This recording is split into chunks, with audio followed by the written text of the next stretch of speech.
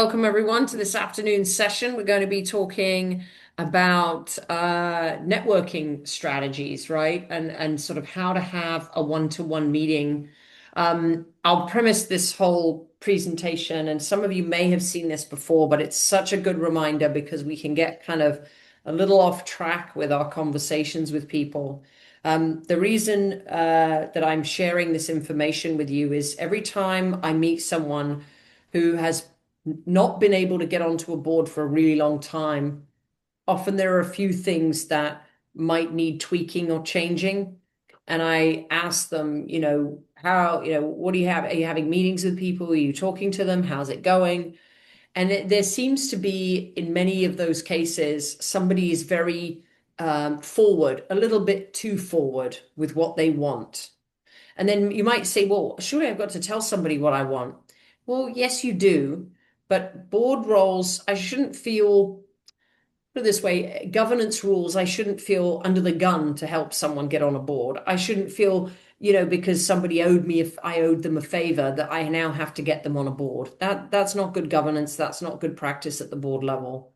So you should never be asking anyone to help you get on a board. And so this is one of the sort of pieces here, and why I created this presentation was to help people avoid the landmines when it comes to networking, because it's not easy. It's really not easy. But hopefully some advice here that I'll be sharing will help you guide you in the next one-to-one meeting that you're going to have. So let's dive right in. Let's talk about one-to-one meetings. So what do they tell you when you first start looking for a board? This is what a lot of people say, even people who are very experienced on boards. They say, oh, and they say it 3 times. You have to network, network, network. It's like location, location, location. And everyone sort of looks and goes, yeah, okay. But in everyone's minds, they're all thinking something completely different. That's what I've understood, because whenever I ask people and say, what do you think networking is? They all say something completely different. And some of it is right and wrong. I mean, it's not always right or wrong, it's just different. So I'm going to, first of all, clarify what is networking for board seats, what it should only be, and how you should think about spending your time, because none of us have a lot of time to do this. And we want to spend our time wisely with the right people saying the right things. So, what is networking for boards? Um, the good news is it's not that. Okay. This is not networking for boards. Big conferences, big meetings.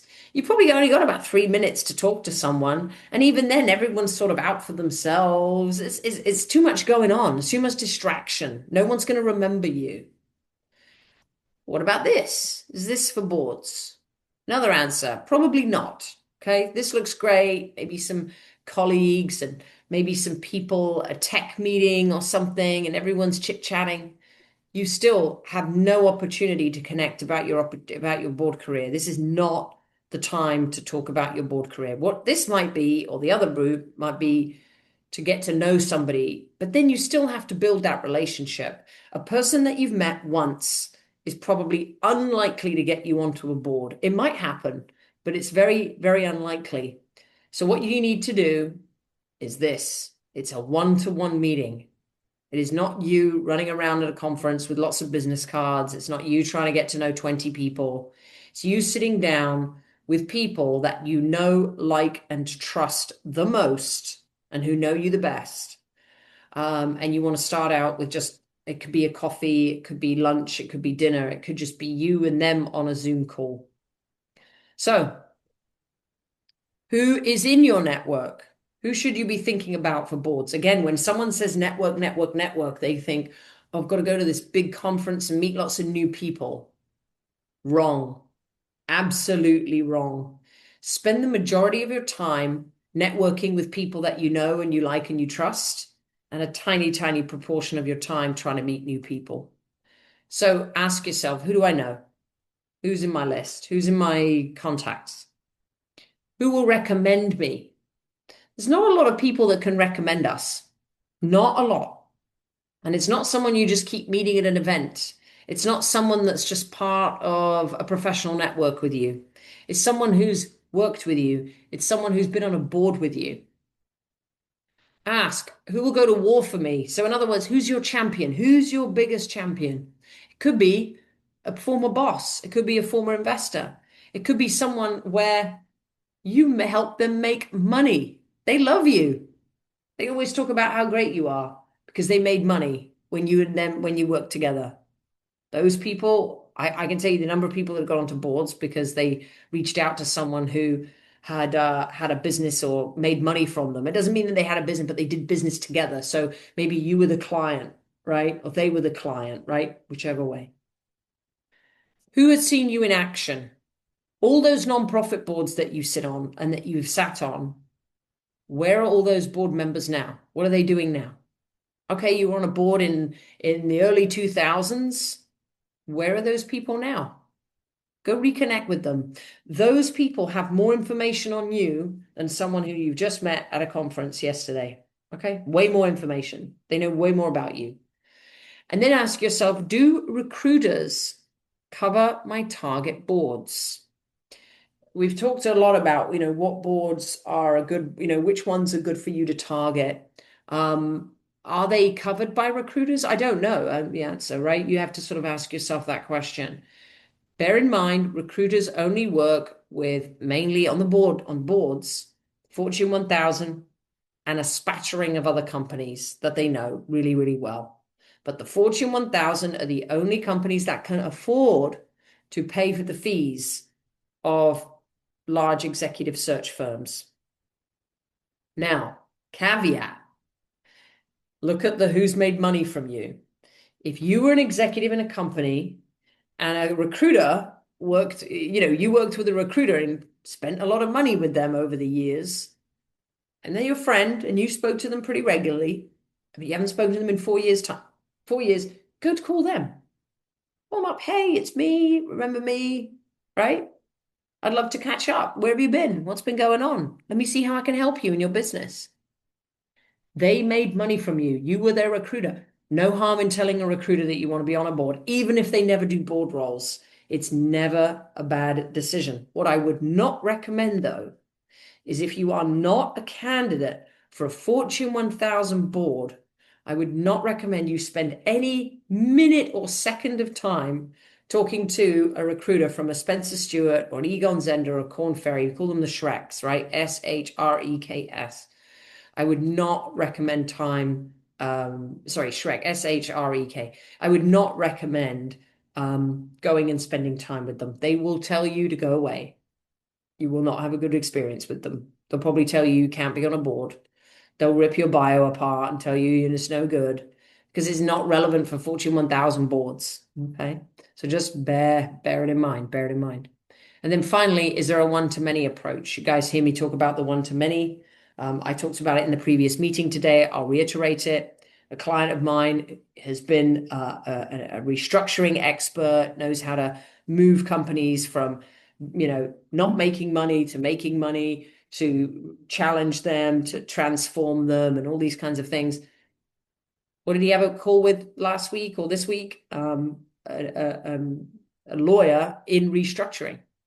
So he went to the lawyer, look that he made money from. So the lawyer made money from him when he was an executive. And it's the one-to-many approach. And they've seen him in action.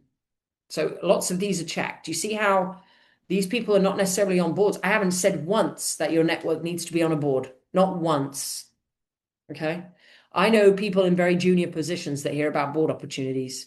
I hear a lot of CEOs hear about board opportunities, but they've never served on a board. So don't just go targeting people on boards. That's a big miss. Create a contact list. Okay. Really, really important to create a contact list and to keep track of the people that you're working with or that you want to work with. Why? Because there's going to be a lot of change. There's going to be a lot of people moving around.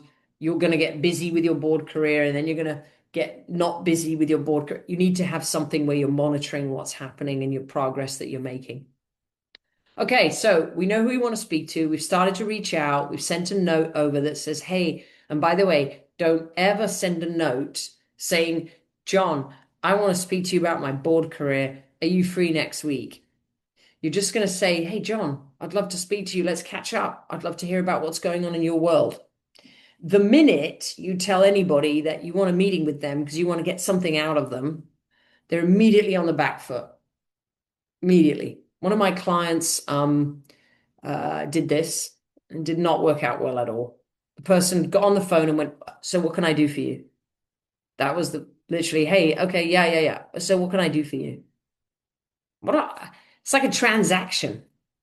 Feels like a transaction. It should not be a transaction. The minute you make it a transaction is the minute you're going to lose that. You're going to lose everything.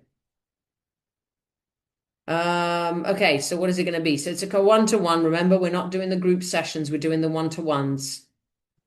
What are we going to say? This is how I want you to plan every single meeting. In fact, it's very good to plan every single meeting that you ever have with people. It doesn't need to just be, you know, just for your board career, but it's a good design. They need to speak first.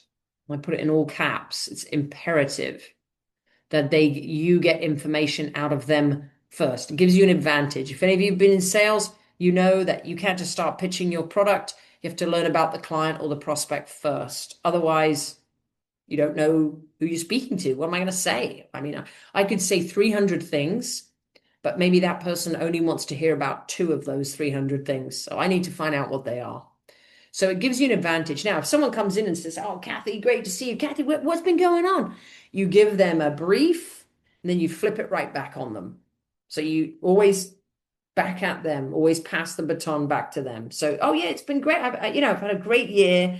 It's been phenomenal. I've got some really big plans for 2026. But wait, how's your family? What's going on? What's happening? Get them to give an informal update on their past, professional, personal. Why personal? Somebody that you've known for a long time, you probably know something about their family, or you can remember something. Hey, you had that house in the Keys, or hey, you went on that trip to Asia. I remember, like try and dig into the past, but personal, if you ask them about their family, usually, well, if we talk about our careers, it's okay. But when we talk about our family, we feel all warm and fuzzy inside. And you want them to feel relaxed. You don't want them to feel like this is some sort of a Q&A, some kind of Spanish Inquisition, right? So, hey, how's your family? What's going on? Then, when they've done the past, say, oh my God, that's amazing. So what are your plans for 2026? What are you looking at? Well, we're going to be growing the company. We're going to be doing this. We're going to branch out into e-commerce. Oh, really? How can I help? Listen, listen, listen, listen. How can you help with whatever their future plan is? If you're really good at e-commerce, now's your time. Or if it's not e-commerce and it's something else, you might say, well, have you thought about the risks associated with cybersecurity when it comes to e-commerce? AI, how are you implementing AI? Ask them questions about their business and about their future plans and see how you can start to just develop that conversation. Take it to a consultative conversation, not a random Q&A, right? How can you assist them? How can you make introductions? Believe it or not, when you reach out to someone first like this, boomerang, it always comes back. But if you don't, and you go, hey, I'm doing this and I'm doing that and I'm this and I'm that, and oh, will you help me get on my next board? The other person feels like this is some kind of transaction. Doesn't feel good, doesn't feel nice, they don't want to speak to you anymore. They will not take your call again. And they don't want to refer you, that's for sure. Doesn't feel right. So, what can you do to assist them? Or what advice can you give them? Or how can you help them? This is an or, right? Like, I don't think, or maybe you'd have all of them, that would be amazing. But sometimes you have to sort of think, what can I do to help this person? And last option is you ask them, that sounds amazing. You're panicked a little, or you're not quite sure, or whatever. Hey, how can I help you in achieving some of these things that you want to achieve this year? Then, when they've done their bit, and you've asked them lots of questions and you've had this amazing conversation about their business and you've given them some advice or you've said a few really interesting things. Now it's your turn. So they might say, oh, I've been talking for ages, Natalie. Natalie, tell me what's been going on with you. So now Natalie's turn to talk. So she's going to give an informal update on her family, professional, past, present. Bring us up to speed. Make it quick, though. Hey, it's been great. I've had a great year. Business is booming. I've been doing this. I've been doing that. And then formal update on the future. I've got this big goal for 2026, actually. It's to actively seek out corporate boards or to serve on a corporate board, or I am actively pursuing corporate boards. It has to be in the present, right? You can't say, this year is something I'm thinking about in the future. You have to tell them you're doing it right now, but that it is a goal this year to get it done. Okay. The verbs that you use, you need to be very mindful of the verbs that you use. If you give them any indication that you're not sure, you're just thinking about it, you don't really know, I might. Instantly, I'm like, yeah, not ready. Instantly, I don't want to refer you to anybody because you're not quite sure. When you say I'm actively seeking corporate boards, tell them what types of boards, tell them what direction you want to go in.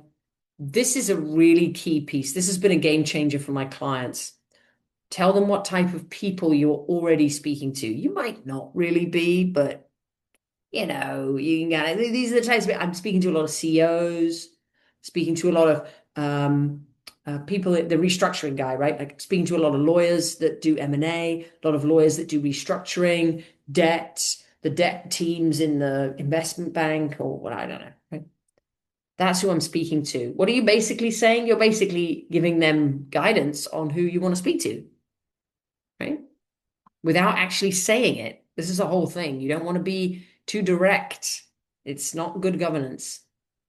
What are the three things you think? I put if possible. If this my God, Kathy, Natalie, I'm so excited. You want to be on a corporate board? I didn't know that. That's amazing. And you know what kinds of boards? Wow, this is awesome. And yeah, well, I'll take you down a little path. So I'll bring you up to speed. Last year I did this, that, and the other. And so these are some things that I'm now bringing onto boards.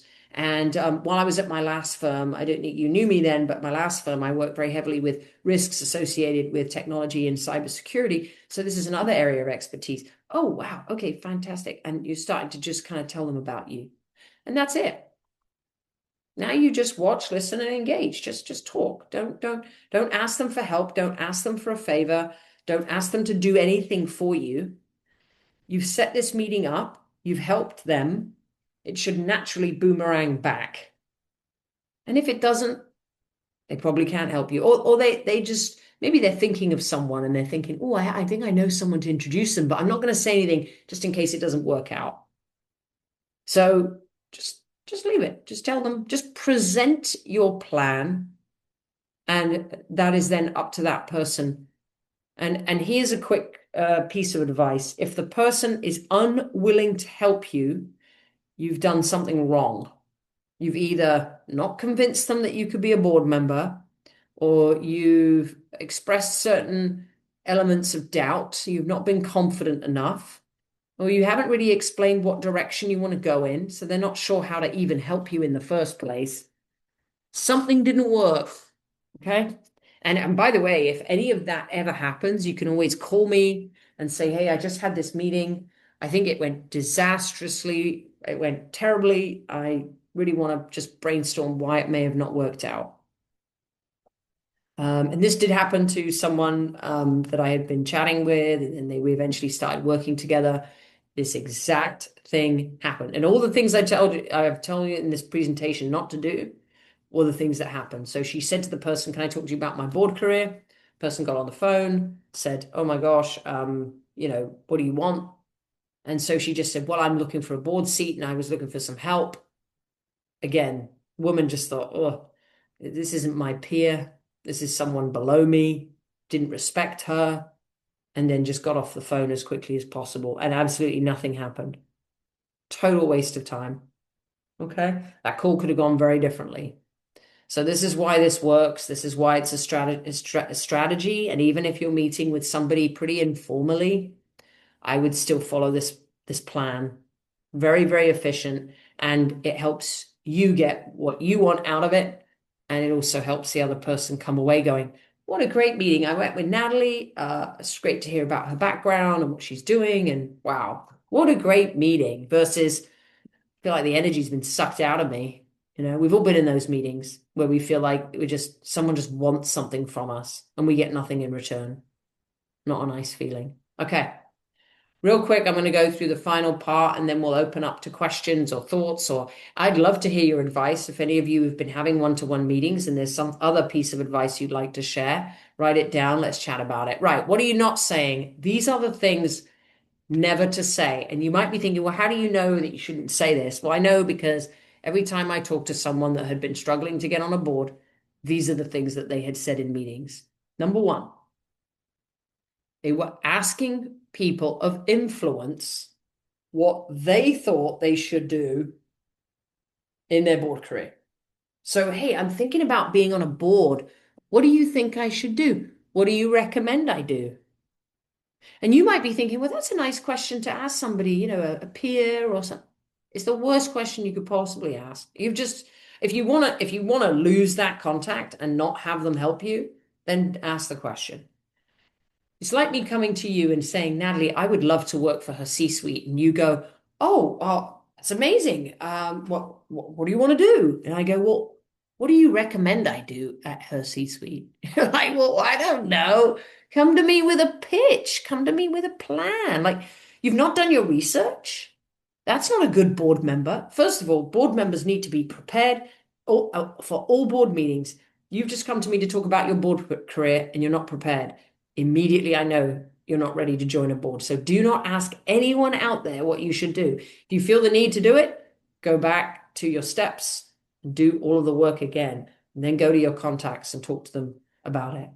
Number two, I think I am seeking private and public company boards. What's wrong with this sentence? I think it's a verb you should not use. You should either be seeking private and public company boards or not at all. And also private and public. I hate to say it, guys, but you go too broad like this, no one knows what to do with you. Your bio won't be aligned. Your conversation won't be aligned. It makes it very difficult to have a great conversation with someone about their business too. So meet with the public company CEO, talk about their business, make some suggestions, and then tell them, yeah, I'm seeking public company board roles. And that's another reason why you can get specific if you know something about the person. So that's another reason why it helps. Okay, big mistake. Big mistake. People have a bio that they are not proud of, and they go asking people for help. That person immediately knows you're not ready and immediately knows that you lack confidence. It's a little bit like me again. I go to Natalie. Natalie, I'd love to work at HerCsuite. Oh, great. What would you like to do? I don't know. What do you recommend I do? Well, I don't know. We have a job in the finance team. Would you like to do that? Oh, yeah. Hey, can I send you my resume? Hey, can you take a look at it and let me know if anything needs changing? What? What? It sounds crazy when you say that scenario, but that's basically what you're doing. You're asking someone who influences board level decisions to take a look at the document you just sent them about yourself and ask them to read it, edit it, and send it back to you for absolutely no reason and nothing in return. Bad decision, terrible decision.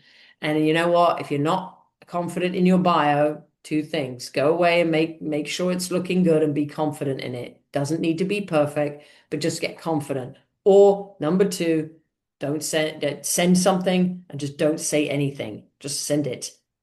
Okay? Even if it's terrible, just send it.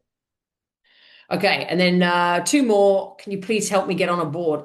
You're probably thinking, well, surely you got to ask somebody. Stop asking people to help you get onto boards. It's not good governance. It's not good practice. It makes you look desperate. It makes you look inferior. 100% makes you look inferior. And if anyone came to you and said, hey, can you help me get on a board? You'd be like, why do I need to do that? Right? Sounds weird. And then this one, I get this a lot. People come to me, they have a 15-minute conversation, and then they go, well, well, if you know anyone looking for a board member, let me know. And I go, wait, a board member of what? This is so vague, so vague. Nobody just looks for a board member. Already, I know that you don't even understand the space you're trying to play in because nobody just hires a board member. They hire a board member who is good at a certain thing or has a certain background or level of expertise or relationships or access to capital or right. So go back to base one. What am I looking for? What do I do on those boards? Tell them. So it's okay to say, hey, so if you come across any companies that are planning a lot of M&A for this year, and they're looking for people who understand the e-commerce space and the B2C and the this, that, and the other, and they're between the range of 50 million to 250 million in dollars, and they're private, I would love to speak to any of those executives or any of your clients that you're working with. Okay, sure, no problem. Right? That's much better. Now they walk away, they've got that picture of me in their mind with that brand. Otherwise, you're just a board member. You're just looking for a board member. You're not memorable when you say things like that.